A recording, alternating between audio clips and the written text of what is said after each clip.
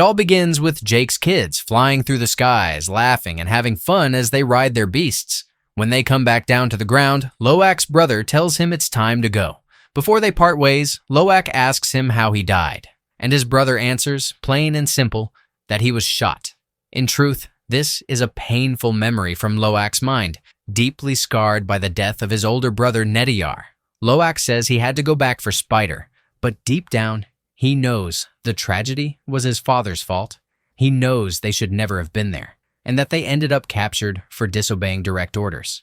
Coming out of that memory, Loak admits he knows he caused his brother's death and accepts that he'll have to live with that guilt for the rest of his life. Meanwhile, Kiri talks with Spider and tells him she wants to connect with him, but she can't because she suffers from seizures. The scene then shifts to Neytiri singing for her son's life, while Loak's voice reflects on the ways of the Na'vi and those of his father. Stay quiet, say nothing, and always keep moving. The reef people believe the sea is what clears the mind. Jake and his son find a bow out on the reef, but Jake asks him not to show it to his mother, even though they end up revealing more weapons to the tribe. Since Terea was with them, Ronald scolds her for going after metal weapons, which are forbidden, warning that even stones can stop the heart of the sea. Jake says his son now rests in the reef, and that they were lucky to survive, even though the pain of that loss never fades. There's a belief that when you ride the beast, you become one with it. Still, Jake flat out refuses to take on the role of Toruk Makto again,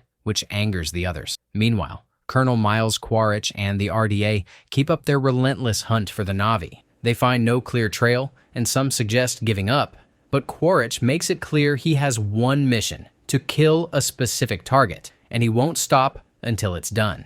In the end, Loak admits that everything he touches seems to fall apart. Even though they never spoke about it openly, he was there, and he carries the weight of what happened. Jake later talks with Neytiri about faith, saying everyone claims Iwa will provide, but bitterly points out that the goddess wasn't there when their son needed protection. Neytiri says with quiet sadness that her father's bow is broken, and that in this place, she has nothing left. No forest, no family, no tribe, only her faith. Jake reminds her that she still has him and tells her he loves her with all his heart. Later, the kids meet up with Payakan.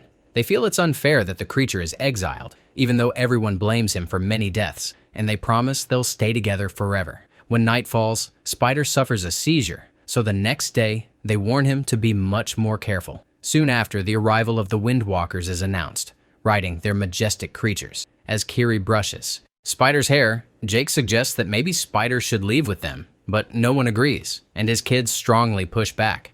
Neytiri, meanwhile, is consumed by anger, projecting her grief over her son's death, which sparks tension with the others, especially Kiri. After a heated argument, everyone walks away, leaving Jake alone with Neytiri. In the end, they decide to send Spider with the caravan, and to ease the kids' frustration, Jake suggests the whole family go along to see him off.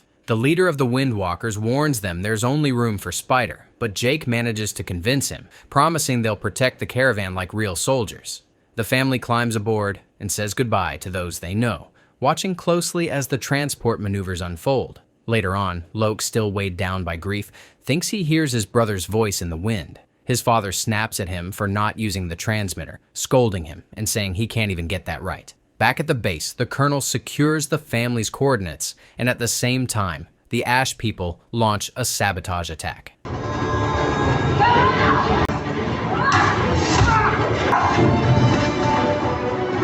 Jake tells Loak to look after his sister, but in the middle of the mission, he forgets the transmitter, and when he tries to get it back, realizes it's been burned. Meanwhile, Spider's life is at risk as his gear battery starts to run out. Loak decides to mount his beast and drops down to fight. At the same time, an enemy from the Ash clan catches up to Spider and tries to kill him.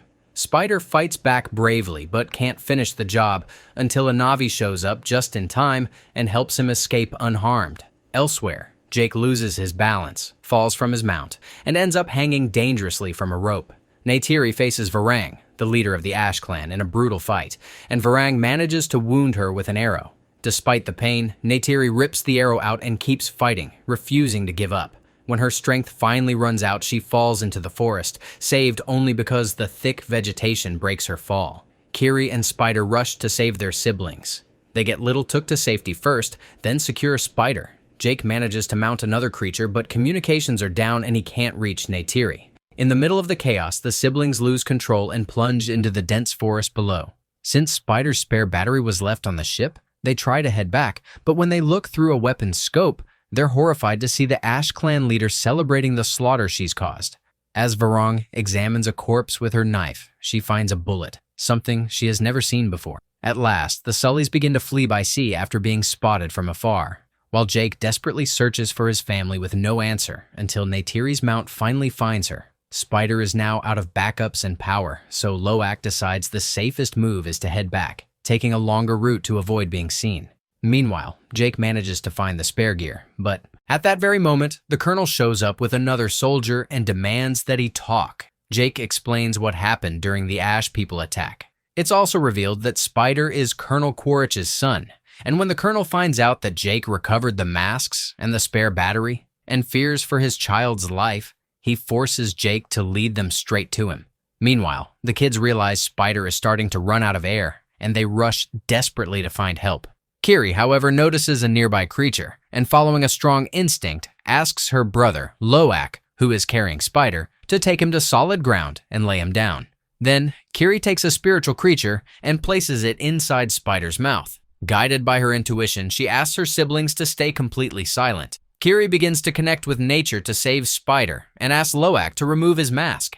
The connections slowly begin to activate. However, Kiri starts suffering seizures, forcing Loak to break the link. Everything points to Spider being dead, and everyone breaks down in tears. Yet minutes later, Spider comes back to life and starts moving and breathing on his own without needing the mask. Spider feels overwhelming joy, but as he gets excited and makes noise, they alert the Ash Clan, who move in armed with fire arrows. They're finally captured and shown the weapon. Varang, the leader, interrogates Spider, asking how he's still alive if the air kills those who come from the sky, meaning humans. Kiri steps in and says it was Awa who saved him. Varang then threatens Spider, demanding that he teach her how to use the bullet weapon, or she'll cut off Kiri's head. Jake arrives to confront them, but the Ash Clan members take him down with ease. At that moment, Colonel Quaritch shows up armed and manages to take out several of them.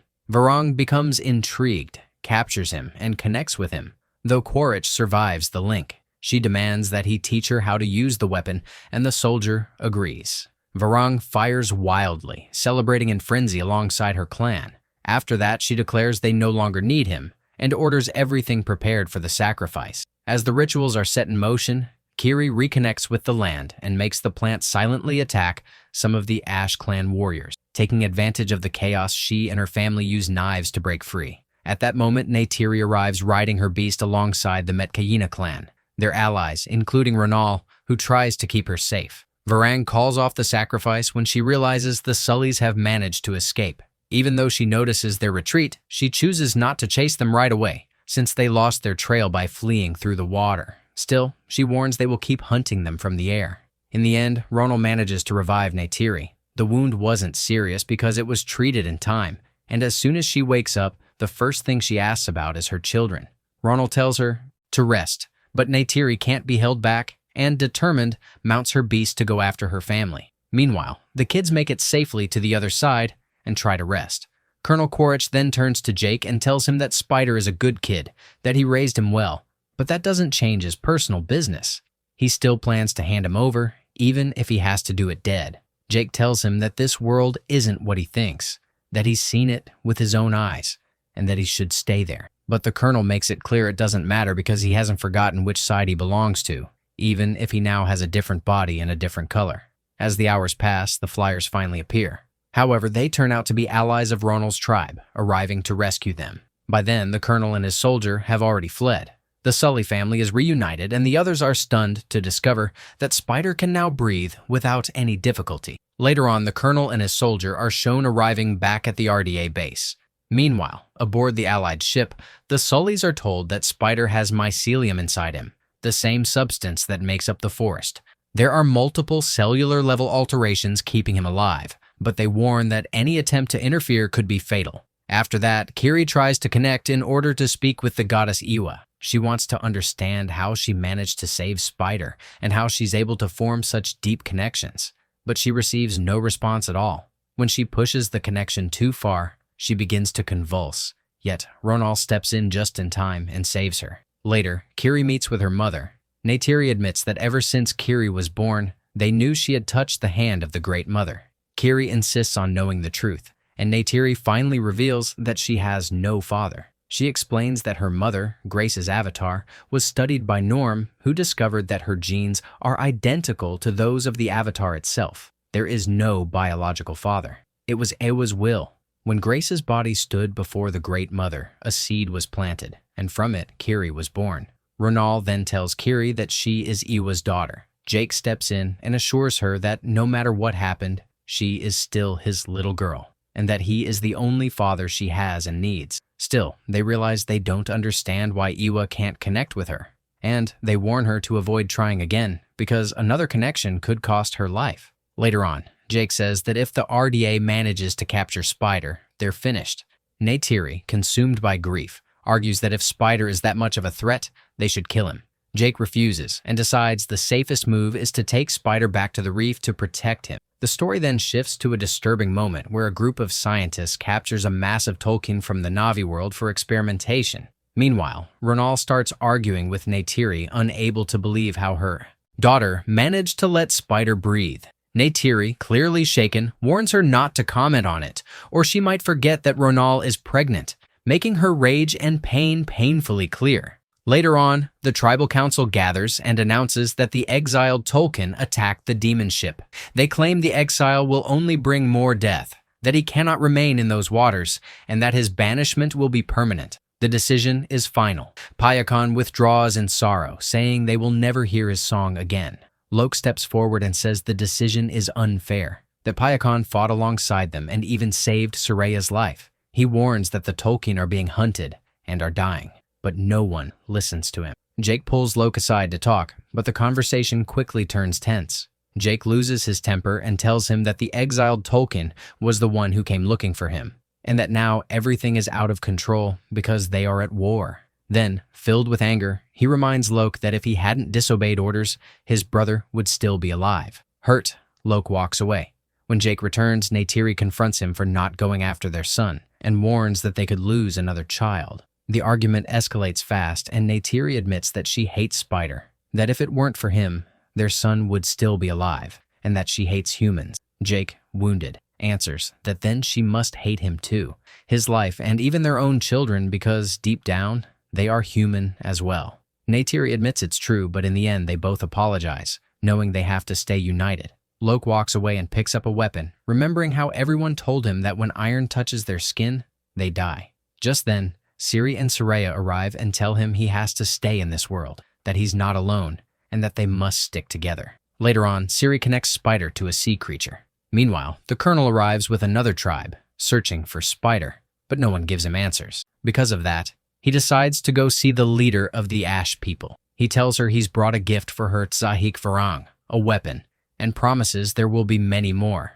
As they try to talk, Varang shows signs of attacking, but the soldier with the Colonel shoots one of her own.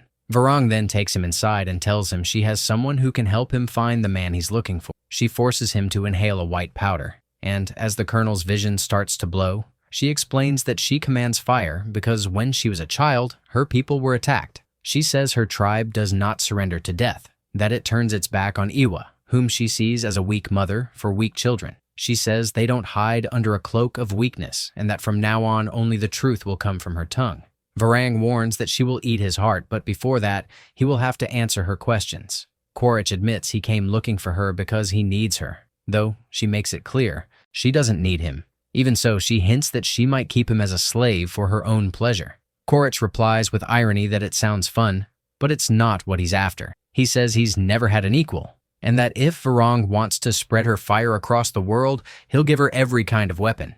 He promises that the clans as far as her flight can reach will bow to her, and that if she wants to challenge Ewa, he's the right man for the job. This is how we see the Colonel join forces with Varang, bringing her weapons and advanced technology she never had.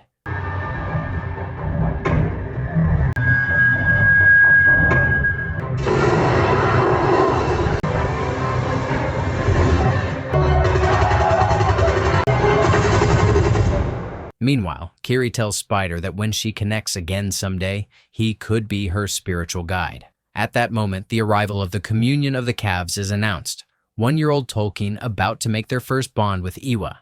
Meanwhile, Tsureya tells Loak that her Tolkien said the exiled Payakan has been singing, calling out to his birth clan. She explains that a Tolkien song travels very far beneath the water, so Loke asks for the location and decides to go after him. Tsureya and other youths follow since she feels responsible. Jake wants to go after his son, but the Tsahik forbid it, saying the warriors must stay for the communion of the baby Tolkien, which will take place in a few days. They convince Jake not to go, reminding him that his son is brave. Meanwhile, Kiri kisses Spider, and as they return, they're attacked by the Ash people and are forced to run. Still, Spider is captured and taken away. Kiri rushes back with the news, but she arrives too late. The Colonel and Varang have already shown up. The Sullys are gone, and Neytiri refuses to leave her husband behind, determined to stay and fight at his side.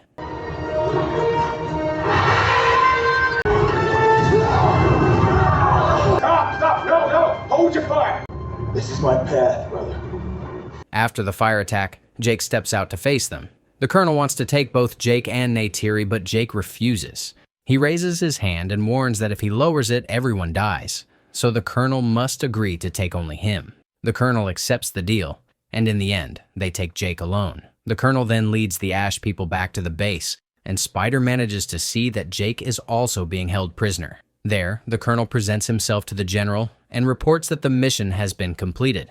The General acknowledges the success, but makes it clear she won't tolerate hostiles like the Ash people and orders them to leave, since their presence isn't allowed. Still, what matters is that the mission is done, and everyone celebrates Jake's capture. Meanwhile, Spider is subjected to experiments by the scientists. Elsewhere, Loke fails to find Payakan, but Tsureya and the others manage to locate him. Loke then realizes they're being stalked by hostile creatures, and they're forced to run. When they're attacked, they help each other and barely make it out alive. Tsureya also insists that Payakan is close. Later on, the scientists conclude that Spider has become a rare anomaly. The mycelium lives inside him and completely alters him, but they want to know if it can be replicated. At the same time, the Colonel speaks with Spider and tells him he is his son, but Spider answers that his father is dead. The Colonel says he's proud of him, thanks him for saving his life once, and tells him he looks a lot like his mother. He explains that he only wanted Spider to know he has his support if he ever needs it, and before leaving, he gives him his medal, engraved with his name, Miles Quaritch. Back with the young ones, they finally reach Payakan. He warns them that something is wrong, saying he found his birth clan, but only one survivor remains. She introduces herself as Tanak, appears covered in wounds with harpoons stuck in her body, completely blind, and reveals that it was all done by the Sky People. Meanwhile, aboard the ship, we learn that during the eclipse, when the Tolkien gather, they plan to carry out a massacre and wipe them all out. Ian, the marine biologist, explains that these creatures have brilliant minds, have names, communicate, and show extraordinary behavior, but he's silenced because the mission is to exterminate them and claim their prize. At the same time, the Colonel goes to see Jake and tells him his time has come, that he'll be executed by firing squad the next day, and that it will be a big show. Jake answers that he died a long time ago, that what's inside that body are just the memories of a dead man, and that out there are incredible things this planet has to offer, if he would just look with the new eyes he now has. The Colonel isn't convinced and tells him he'll see him at his execution at 6 hours. Meanwhile, Neytiri uses her bow to take down members of the Ash people in order to infiltrate the base where Jake is being held. At the same time, Spider uses the Colonel's medal to escape his room, and once he gets out, he throws it to the ground because it means nothing to him.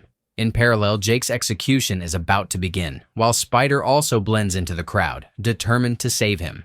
Neytiri clashes with Varang as Quaritch steps out of the hut and gets Jake's location, but a single mistake causes Varang to turn and attack her. At the same time, Ian, the biologist, also manages to sneak in to save Jake, knowing he's the only one who can stop what's coming for the Tolkien.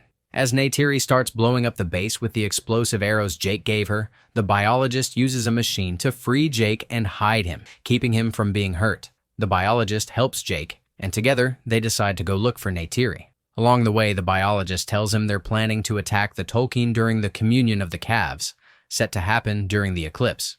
When he tries to keep helping, the biologist falls behind, and Jake tells him to run and save himself. At that moment, just as they're about to shoot him, Spider steps in and stands in front of Jake, knowing they won't fire, since he's the key that allows humans to breathe in that environment. Without masks, Neytiri arrives to rescue Jake, taking down his ship in the process.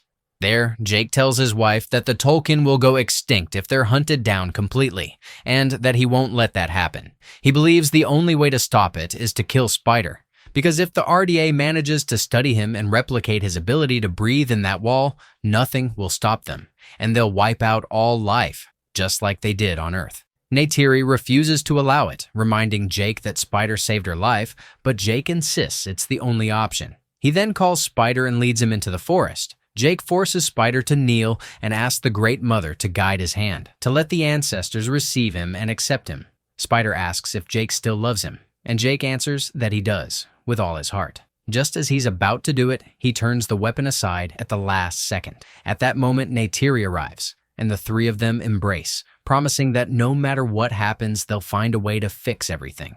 After that, Jake climbs to the highest peak to tame and reunite with his old friend Toruk, knowing that in the past, they were powerful together, and that when they flew, there was always blood. When he appears before the tribe, everyone kneels before him. Jake asks them to go to all the surrounding clans and tell them that Toruk Makto calls them to announce that the day has finally come. And so, the call to all clans begins. Toruk Makto gathers them all, and in his speech, says that many arrows bound together cannot be broken, and that they will not be able to break them all. Still, Jake knows that isn't enough, and that they need even more allies, so they seek support from the great creatures, the Elder Tolkien. The creature answers that they respect Toruk Makto, but believe killing is not the way, since it goes against their traditions. Jake warns that the Sky People will not stop until they hunt the very last Tolkien. At that moment, Loak arrives and tries to speak, but Ronald's mate tells him that his Tolkien is exiled, and that he shouldn't be there.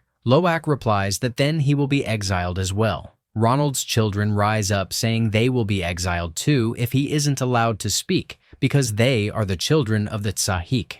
The matriarchs agree to hear him out. Loak explains that his Tolkien brother returned to his birth clan, but only one survivor remained, badly wounded. He reveals that the RDA is hunting all the Tolkien. Then the wounded one moves forward and says she speaks for her brothers, for the song silenced by the Sky People, and for her people who no longer exist. She says she is the last of her clan, the blind witness to that massacre, that Payakan is the one who shows the way, and that to do so, they must fight. The matriarchs withdraw, saying they will think about it. Meanwhile, the general tells the colonel that he is no longer allowed to take part in the meeting, that he is a disgrace to the uniform, and that he is officially confined, a permanent decision. At the same time, Kiri approaches Ronald to pray. Ronald asks her why she came with her clan, suggesting it may have been for this exact moment, and says that only a chosen one can call upon the warrior mother. Just then, Ronald goes into labor and tells Kiri that if she can do anything, she must do it without hesitation. Neytiri tells Loak that if she and his father don't return, he must take Spider and his sisters as far and as fast as he can. Soon after, the humans arrive in Na'vi territory to begin the Tolkien hunt. The attack order is given, but as they move in, they realize the elders and the mothers aren't there, so they hesitate and stop. At that moment, Payakan lets out a roar, and the matriarch is the first to charge into battle. It becomes clear she has chosen to fight to save her species.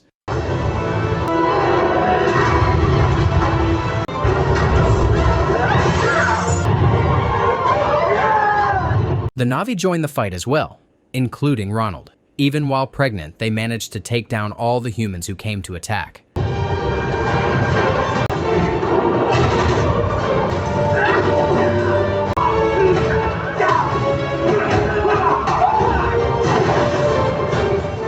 However, the Ash people arrive and enter the battle, shifting the tide of the fight. Kiri can't bear watching her allies fall one by one and realizes she must call the Great Mother, so she dives into the water.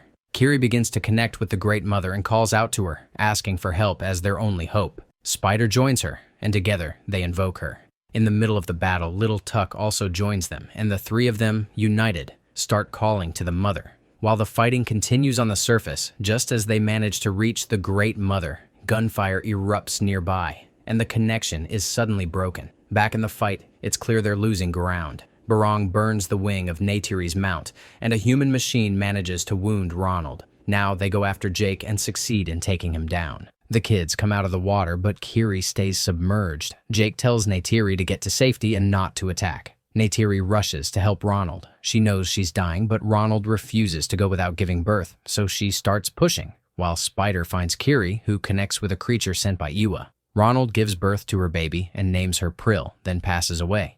Neytiri promises she will take care of her. Meanwhile, Loak reaches his wounded father, and Jake tells him he did more than enough, that he's proud of him now because he made the Tolkien fight. Then, we see the Colonel kidnap little Tuck. After that, Neytiri is found by the Colonel and Barong, and she's taken away along with the baby. At the same time, the humans manage to corner the Tolkien, and just as they're about to wipe them all out, Kiri connects and Mother Iwa appears.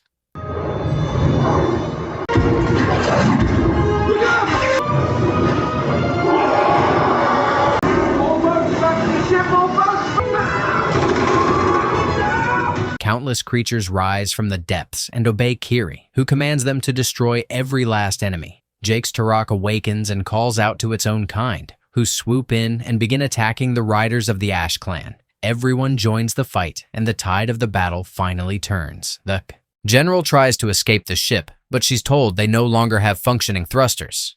Elsewhere, we see the scientist who once hunted the Tolkien, the same one who blinded the Tolkien from Pyakon's clan, being dragged down into the depths. The general and the few remaining survivors decide to abandon the ship to save themselves. Meanwhile, the Colonel and Barong keep Neytiri, the baby, and Tuck with them, so they contact Jake through the intercom and demand that he bring Spider, warning him that they have his wife. Spider, with Kiri by his side, speaks to the Colonel over the intercom and says he's close, telling him to release Neytiri and take only him. The Colonel agrees, claiming everything is settled and that everyone will be going home. At that moment, Jake appears, reaching the ship alongside his son. He tells Loak to watch his back and to strike only those he does not love. Jake fights his way through, striking down members of the Ash clan to reach the general, while Loak takes on the rest. Barong is the last one standing, chasing Neytiri, but Kiri arrives to save her and connects with Barong, proving she's stronger and terrifying her. Barong panics and flees, and Kiri manages to protect her mother. Meanwhile, the Colonel grabs Spider and takes him away, but Jake goes after them. Jake manages to get Spider back, but they end up dangerously close to the magnetic field and fall. The Colonel moves in to kill Jake, but Spider stops him and shoots him in the arm with a bow. The final fight begins.